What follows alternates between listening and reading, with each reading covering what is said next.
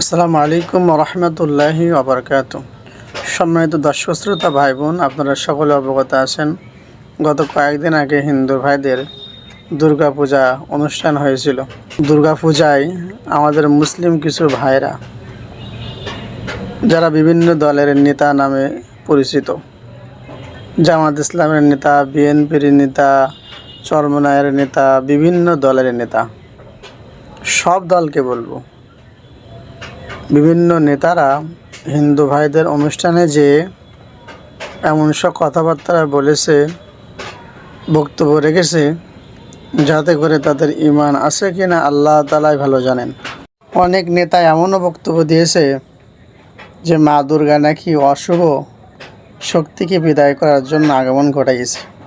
হিন্দুদের উৎসবে যাওয়া মানে তাদের সাথে সাদৃশ্য হওয়া। আল্লাহ নবী সাল্লাল্লাহু আলাইহি ওয়াসাল্লাম নিষেধ করেছেন, কোনো জাতির কোনো কওমের সাদৃশ্য হয় না।